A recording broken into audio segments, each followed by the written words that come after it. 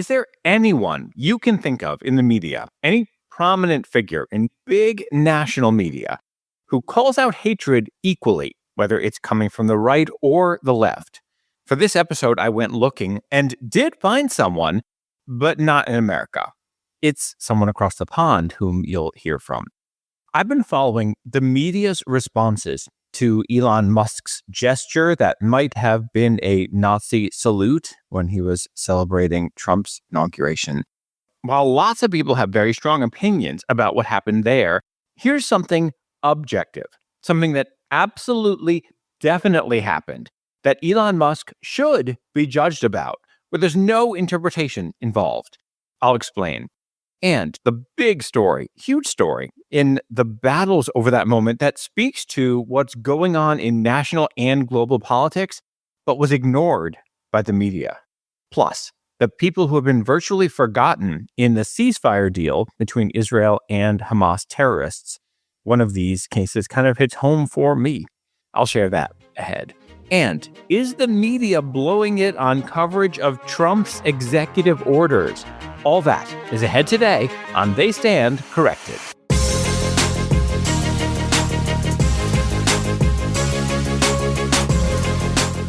Hello and welcome. Great to have you here. My name is Josh, and this is They Stand Corrected, the podcast that fact-checks the news.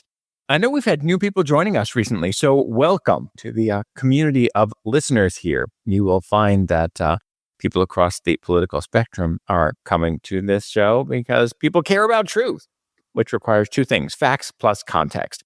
In case you don't know, I spent 20 years in mainstream media, 10 on NPR, 10 on CNN. I became the lead on-air fact checker at CNN. Throughout that time, I saw systemic problems that prevent news agencies from doing their job for you.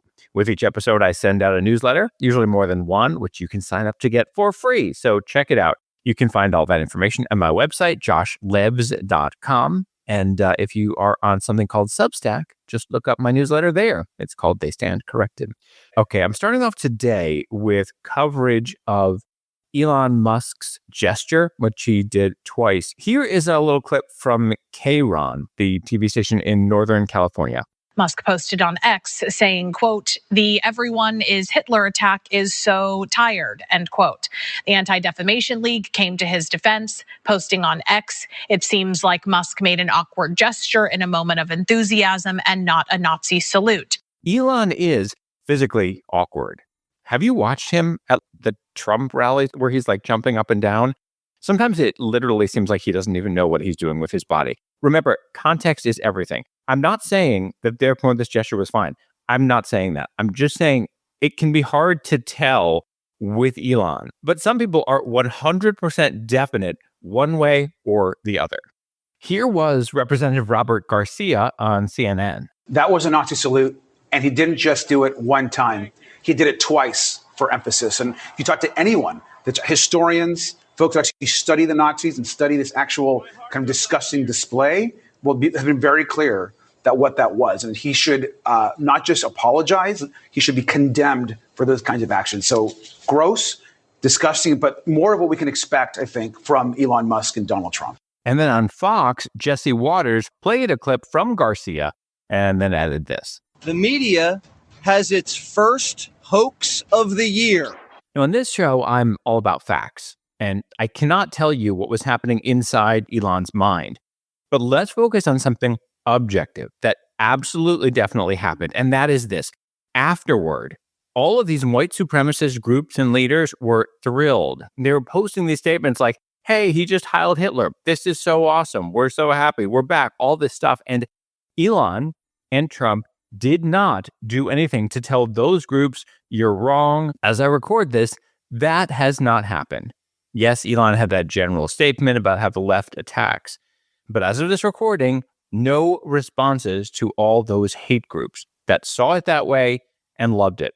This is something Senator Chris Murphy brought up in this exchange with Elise Stefanik, Trump's pick to represent the United States at the United Nations. This was in a Senate hearing. White supremacist groups and neo-Nazi groups in this country rallied around that visual.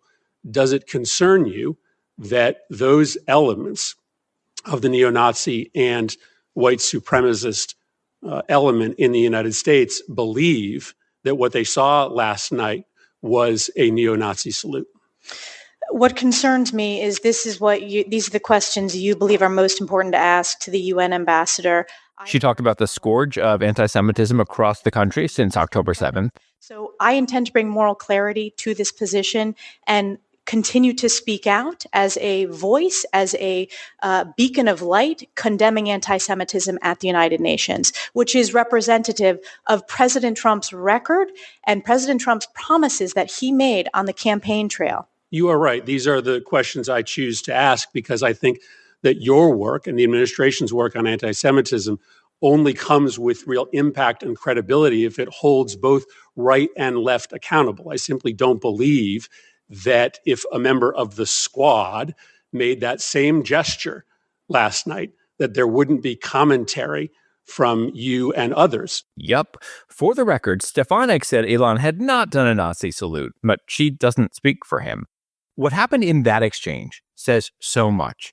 Anti-Semitism, including the Nazi salute and straight-up praise for Hitler, has been flourishing on the far right and the far left. Some people jumping on this Elon thing to condemn him have been silent or virtually silent about pro-Nazi stuff among these anti-Israel crazies chanting Hamas slogans. AOC, Representative Alexandria Ocasio-Cortez, went after the ADL on Twitter, saying this was, of course, a Nazi salute, and how dare they not say so, and she said, quote, "You work for them." She is in no position to say this stuff. She heaps more hatred on the tiny dot of a Jewish state through lies than perhaps any other member of the squad, partly because of her unique, massive reach. She claims to oppose anti-Semitism, so why isn't she vociferously calling out Nazi stuff at these rallies? I went to pull up examples of what happens at these protests for you, and there are just way too many. It's depressing to piece through. Here was an NBC report shortly after the October 7th massacres in Israel. Outside Australia's famed Sydney Opera House, in a pro-Palestinian crowd, some called for genocidal tactics the Nazis used as they murdered 6 million Jews. In California, someone waved a Nazi swastika flag. Hamas's terrorism marked the deadliest attack on Jews since the Holocaust. It's happening across the country and all over the world. Here's a little clip from UW-Madison. Actually, I spoke there once. Anyway, this guy did a Nazi salute to a group of Jewish students, and then he tried to deny it, but then they told him they had it on video. I don't know what you're talking about. You did. You saluted him. I have it. We have it on video. Okay, I'm going to admit this. Yeah. I did this, and also, for the record, that's why I'm going to leave right now. Because I am no longer welcome. The student newspaper, the Daily Cardinal, got that. I'll post a link to it in the newsletter. There was a congressional hearing about anti-Semitism taking place inside schools among kids. This was last year. Here was Representative Aaron Bean talking about what's been going on, including at things that are being called protests against the war. Here are a few clips from him. Reports that we have surfaced that students marched through the halls, disrupting class, chanting, "Kill the Jews." One student was caught on a security camera appearing as Hitler and performing a Nazi salute. 3 swastikas were drawn on teachers' walls in 1 week. Anti-Semitism has occurred within Montgomery County public schools. Student walkouts featuring calls to kill the Jews, bring Hitler back, and finally Berkeley, Unified School District. Kids playing Nazi salute songs to their Jewish classmates, chants of "Kill Israel" and KKK, and telling Jews to pick up pennies. This stuff is everywhere. The New York Post has this sound of a protester in Canada chanting for the final solution. Final solution is coming your way. We're gonna get you. Final solution. You know what that is, huh? Here was a soccer game at the Olympics when the Israeli national anthem played because Israel was in the game, and that's what happens. You play the anthems. A bunch of people with Palestinian flags chanted Heil Hitler.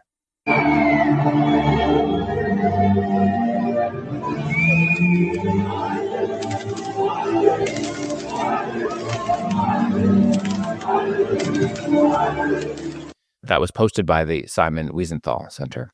Now, a couple notes. First, some protesters try to compare Israel to the Nazis and say they think both are bad. Well, that's anti-Semitic too. It's called Holocaust inversion, and it makes no sense. Also, some leaders of these protests say, oh yeah, well, look at us. We have condemned Nazis, including some who have come along and tried to use our events, like these outsiders. Well, first of all, there are tons of examples of people doing this and not facing any condemnation from people in these crowds. Also, there's this thing that anti-Israel rioters like to say on social media. They point to someone who apparently everyone is supposed to dislike for some other reason, but this person is also supporting Israel. And then they say, well, if this person is on your side, then maybe you're on the wrong side. Well, if Nazis keep showing up to support your rallies, maybe you're on the wrong side. Also, there's a history here. Nazis and Islamists have been working together since the days of Hitler. What we need from the media in all this is clarity, total clarity, which includes moral clarity. Prominent voices to acknowledge and call out hatred, including Nazi gestures, whether they're coming from the right or left. Can you think of any prominent figure in the media showing equal disgust? I found someone, this guy. For the peripheral observer, the madness of the past week in the UK might be summed up by a singular image: a group of white men in Leicester doing a Hitler salute. But for me, it's the image of a person of colour making the exact same gesture in London that is far more illuminating. His name is Josh Howie. This was from the British network GB. Both images were taken on the same day in the same country, one at a racist protest, the other, well, at a racist protest? Sorry, I mean peace march for Gaza. There is a near universal unwillingness to call out the extremes of our own tribes, especially when doing so complicates our own favorite narrative. To deny is to tolerate, is to justify, is to embolden. Yes, this. I messaged him and we're in touch. Turns out he's a comedian who also does political commentary. Actually, the hosts of the political comedy shows in this country could learn moral clarity from him. But that's for a future episode. In this segment, he talked through things that Islamists have been doing in London since October 7th and in the years before, in the lead up. When a police car was overturned and a bus set alight in Hare Hills last month, no police. When gangs of Muslim youths roamed around Birmingham with weapons this week, no police. When a man was beaten up outside a pub, his liver lacerated, no police. When journalists were chased away to chants of F the Jews and their tires were slashed, no police. Which brings us back to the Sieg Heil photo at last week's Gaza march. The man raised his arm proud and straight at a group of Jews. In the background, two young women, two anti-racists, allies of the same cause, giggle. In the video from which the image is taken, other self-professed anti-racists saunter by. No one challenges him. No one is concerned. I have something else to say about all this that's really important. The giant story of this Elon coverage and the hypocrisy surrounding it coming up. But first, the people virtually forgotten in coverage of the hostage deal.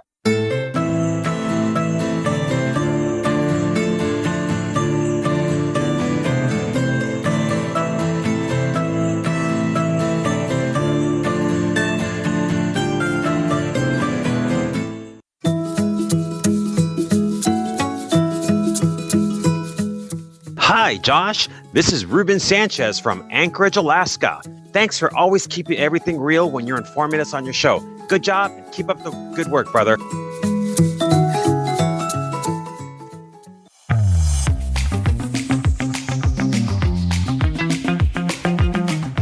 I've been getting so many responses to recent episodes, including last week's episode about this Hollywood battle involving the New York Times and a tactic that Trump has used against the media. Thank you so much to everyone who has been jumping in and sharing your thoughts. The most impactful way for you to do so is through ratings and reviews on the platforms. We live in a world of algorithms, and these make such a huge difference. Here's the latest from Apple Podcasts. This was posted by For David. He writes, clearly exposing the media's bias. Wow, this podcast really opened my eyes. Josh Levs single-handedly dismantles the media's hypocrisy. If you believe the truth matters, you owe it to yourself to listen to this masterclass showing how the media is clearly manipulating the Israel-Palestine narrative. I did not realize the extent to which the media has been weaponized to control and maintain an anti-Israel narrative. Definitely worth a second and third listen. Thank you. Thank you to For David. And I know how humble brag it is when I read these things, but I have promised I will read them. To post your own ratings and reviews, look at whichever app you're using to listen to this, and you should be able to click on rate or review. If it's Apple Podcasts, just scroll down and you'll see where to click, and then you can give it 5 stars and you can type in a message like that. We keep an eye on those, and we will share your message here on the show. Thank you. Think of this as a tale of two celebrations. Once the ceasefire deal between Israel and the Palestinian Islamist terrorists of Hamas went into effect, each side began releasing people. In the first stage, Hamas released 3 Israeli women, and when the first images appeared of them being released, crowds in Israel were watching on these big screens. Reuters had these bits of sound from that.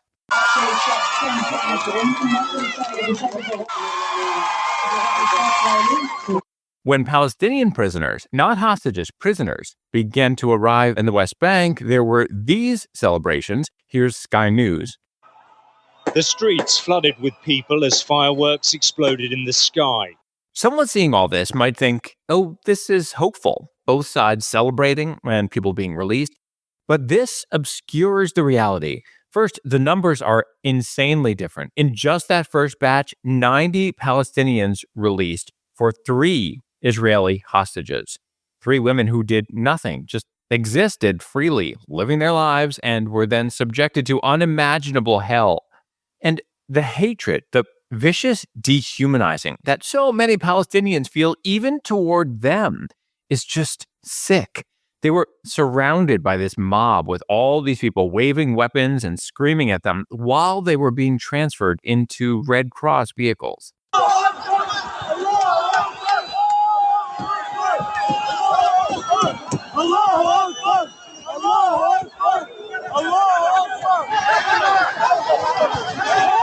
That sound is from The Guardian. Meanwhile, even more importantly, the Palestinians being released include vicious terrorists. These are people Hamas and Palestinians want released. Now, to be clear, some people being released were not yet charged. This happens in wars and in all anti-terrorism efforts. The United States does the same thing, and it is controversial. But many of the people being released definitely carried out evil atrocities and are proud of it. So there are people being forgotten in all this. The families of the people who were killed by these terrorists.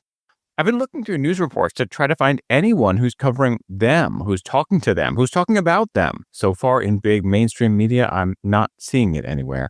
Here are some examples of what I'm talking about. Here's the Jerusalem Post describing one of the prisoners, Ahmed Barghouti. Barghouti was convicted for orchestrating several deadly attacks, mostly in early 2002, including the bombing at Tel Aviv's seafood market restaurant that killed 3 Israelis and wounded 30, an attack in Jerusalem's Neve Yaakov neighborhood that killed a policewoman and wounded 9 people, a shooting attack during a bat mitzvah celebration at a banquet hall in Hadera in which 6 Israelis were killed and 26 were injured, and a bombing on Jaffa Street in Jerusalem that killed 2 women. Another one is this guy Arafat Irfaya, who raped, stabbed, and murdered an Israeli teenager, Ori Ansbacher, in 2019.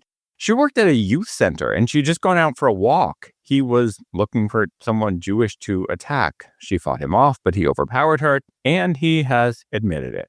There's another case that kind of hit home for me. A guy I went to college with, Matt Eisenfeld, was killed along with his girlfriend, Sarah Duker, in a bus bombing back in 1996. The terrorist behind that attack is being let go too. As I was looking through the list of terrorists who are being released, and I saw that there are American families who lost loved ones in the attacks that those prisoners carried out. I reached a couple families and they did not want to speak, which I totally respect. But news agencies with these big operations can reach out to more people than I did. And you would think that as part of the news story, they would be doing that. If you're seeing it in big mainstream outlets, let me know. I did find beautiful words from a rabbi. He is with something called the UJA Federation in New York. His name is Menachem Creditor. He had this great video online in which he talked about how the hostage deal is important. These folks need to be released. And there is also this dark side. Not only because we recognize that 95 souls are still being held captive by monsters, but also because in this deal, which we must support, is the release of some monsters too. Marla Bennett, my friend, and Ben Bluestein were at Hebrew University at the Frank Sinatra cafeteria. They were killed by a bomber in July of 2002, and the mastermind behind that was also released. In March of 2011, the Fogel family, parents Ehud and Ruth, and 3 of their children, Yoav, Elad, and a 3-month-old daughter, their murderer was also set free. Here's what the news should be pointing out. These terrorists are people that Palestinians, that Hamas want released. No one made them choose people like this. These people are seen as heroes for their acts of evil. And just so you know that celebrations among Palestinians are not just for other people being released, here is a celebration in Gaza specifically for Hamas in the wake of the hostage deal. This sound is from AFP.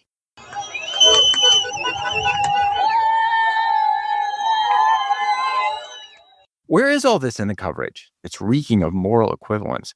By the way, I have tools that I use to search the news, but sometimes I do what anyone would do because I want to see what other people would find if they search the news, like use Google. So I typed in Palestinians cheering, ceasefire deal, this stuff, and tons of news videos popped up about Palestinian celebrations. I typed in Israelis cheering for people released, that kind of thing, and much less popped up. In fact, top results are Palestinians cheering.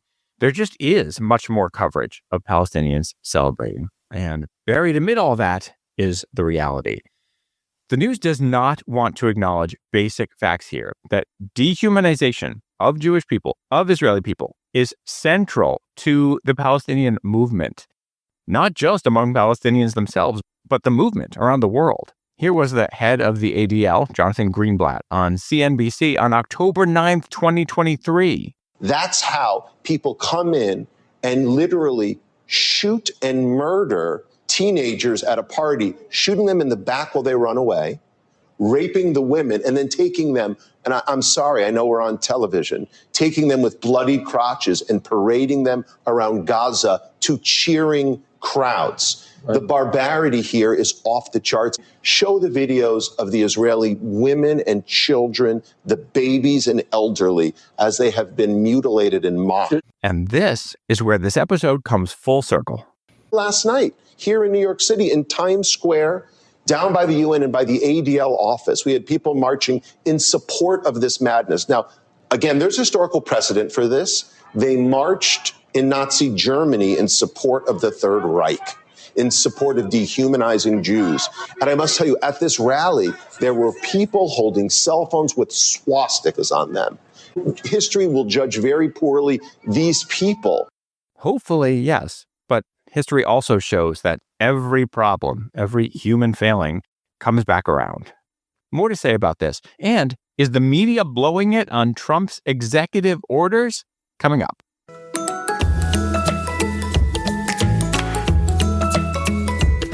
Welcoming a new sponsor to They Stand Corrected, LeaderWorks. News stories are often about big things happening on the national or global stage.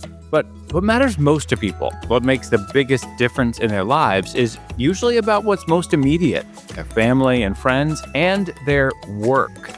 Surveys show that more than ever, people want meaning at work. They care about meaning even more than salary. But meaning doesn't just happen spontaneously. There's a science to it. When organizations learn how to build their workplaces around meaning, employees are happier, more satisfied, more productive, creative, collaborative, all these great things. So, at LeaderWorks, their experts help organizations transform. They do more than just coaching and consulting. They deliver a comprehensive, data-driven approach that helps people lead with purpose, speed, and impact. President and managing partner Clint Cofford had this great piece in Fortune about his time at Nike and why he went and did a doctoral dissertation about meaningful work. Learn more at leaderworks.co.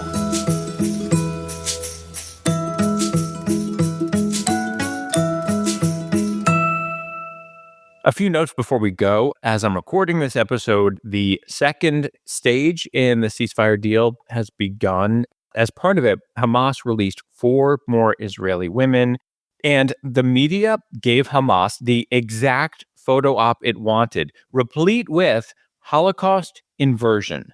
These women were forced to appear and to seem happy next to all these masked Hamas people, which, by the way, Hamas claims to be so proud of what they've done, but they're always hiding their faces, which is extra ridiculous because Israel most likely has no problem figuring out exactly who they are. Anyway, in these disgusting posed shots, there was a backdrop made by Hamas with words in English calling Zionism Nazism. And media all over the world just ran those images with no blurring, no discussion of them, no correcting. If there were certain expletives behind them, the media would have blurred them. If these signs had racist bigotry against other groups of people, mainstream news organizations would, at the very least, have stopped to point out how vile those signs were.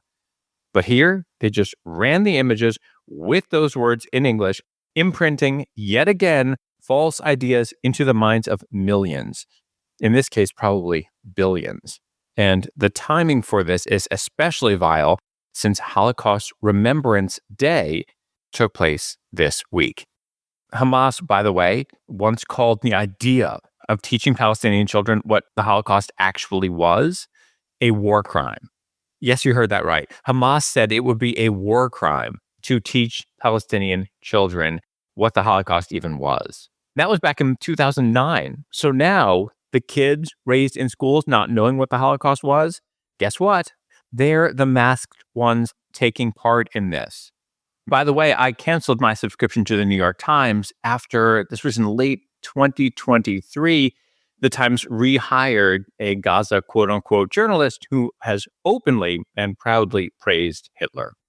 In exchange for the 4 women who have been released in this next stage of the ceasefire deal, Israel had to let go of 200 people. And of course, the media blew it yet again in explaining who these 200 people even are. They include vicious, dangerous terrorists. There is a great thread about this from a guy named Eitan Fishberg. He breaks down a disastrous piece about this in the Washington Post. I will link to that in the newsletter. Also, earlier in this episode, you heard me talk about the ADL. Now, some people were really upset with them for calling what Elon Musk did an awkward gesture. Well, you should know that Elon Musk then made this joke on X with all these puns about the Holocaust, and the ADL went after him, saying how wrong it was to do that the Holocaust was this singularly evil event. And the ADL has assailed Trump's release of January 6th rioters, including members of these hate groups that are white supremacist and anti-Semitic. So the ADL clearly does not work for any administration. Take that, AOC. For next week, I'm taking a look at Trump's executive orders. I heard from a listener who pointed out that the media has been blowing it in coverage of what Trump has been doing and not doing so far. And I know from personal experience that folks inside big mainstream news agencies don't know how this stuff works. That's something I know because of a legal case that I had that put me on the front page of the New York Times. I will discuss that next week. Let me know what you think about all this. If you're a paid subscriber to the newsletter, you can message me there or post in comments. Everyone can find a form at my website to fill out, joshlebs.com. Also in the newsletter, you will see the events I have coming up. Actually, this weekend, I am emceeing an event for a group called Hadassah. Next week in Atlanta, there is a public event that you can attend if you are in the Atlanta area about how to fight anti-Semitism. And it's especially designed for people who are not Jewish, but also for people who are Jewish who want to know tools to share with people who aren't. I'd love to see you there. And on February 23rd, I have an event up in Albany, New York. If you are in that area or know anyone in that area, spread the word. As always, thank you so much for listening. I will see you next week.